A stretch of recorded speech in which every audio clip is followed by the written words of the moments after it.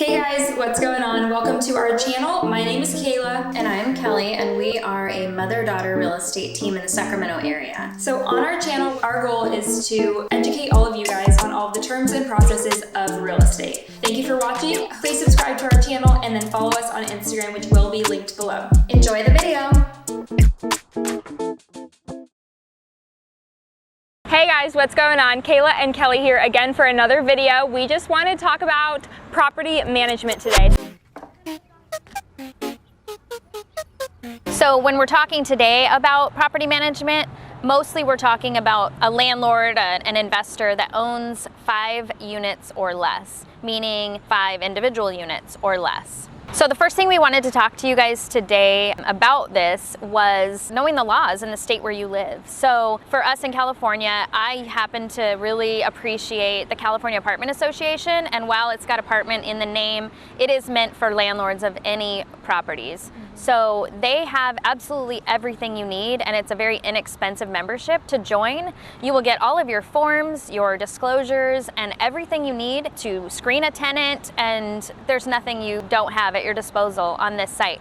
So definitely get in there, take a look, know your laws. There are specific laws that you must follow, but it's not that hard. So you just need to know what the basics are and get the information you need. And once you have all of that information, once you do your research up front, then you're pretty much good to go. I mean, I'm not gonna say that you're never gonna get into trouble as a landlord, but it helps you so much so that you don't make the mistakes that you could make if you didn't know those things.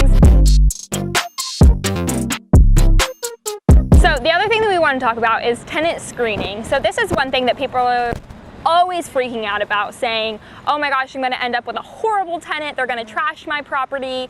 It's going to cost me all this money. I'm going to get calls at all hours of the night. But honestly, being a property owner ourselves, and also I used to be in property management, you don't get that. Especially if you're doing your research, like she had said, and finding your new tenant, you're checking their credit, checking their income to make sure that they're not BSing their entire application. You have to think of an investment property as a business. So you have to keep all of your emotions out of it. Another thing is to make sure that you try your hardest not to rent to friends and family. I know this can be kind of a struggle for some people if you have a family member that's saying, you know what, I would love to live in this house. It's exactly what I'm looking for, where I want to be, and the price I want to be. Or they're saying, you know what, can you discount it for me because I'm a family member? Like I said, you have to think of it as a business, and if you put that emotion into it, then you're not going to be getting the same out of it that you could be. If your family member lives there and they move out and they have things that they've done to the property that you're not appreciative of, with a tenant that you have no emotional strings to, you can mark those things down and charge them for them. Charge them for that cleaning and charge them for the things that they damaged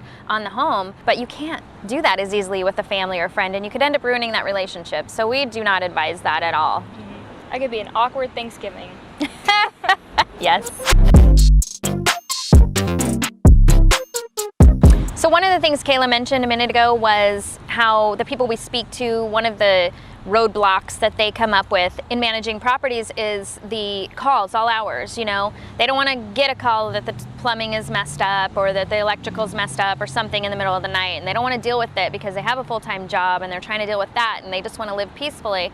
Well, the truth of the matter is, number one, I never get calls all hours. I may get a text once in a while with something going on, and the most amount that I spend on it is texting my plumber or my electrician and saying, hey, go to my property, fix the problem, give me a bill. It's just not that hard.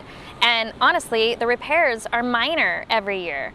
I don't spend very much money, and what I earn in the property ownership is so much more. So it's still worth it, and people are respectful of your time unless there's an absolute emergency. And honestly, they don't want to talk to you. They really don't. Because thinking of myself as a tenant, Yeah. I don't want to talk to my landlord. If there's something that's like my door doesn't close all the way and it's like not really affecting me that much, I'm not trying to deal with it. just let it go. I don't want them coming into my house and dealing with my stuff, So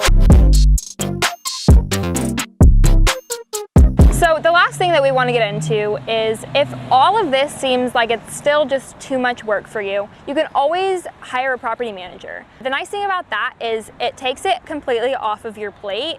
They will do everything from finding the tenants for you, handling any maintenance calls, everything, it's very inexpensive. So usually it's between 8 and 10%. So if you put that in perspective, if you're getting $1,000 for rent each month and you only have to pay the property manager $80, I think that's pretty worth it. It's totally worth it. So if it's just too much for you to handle, it's overwhelming, it's scary, you don't want to learn the laws, you don't have to. You can hire someone to do it all for you. As always, I hope that this was really helpful for you, and if you have any questions for us, drop us a comment below and definitely follow us on Instagram.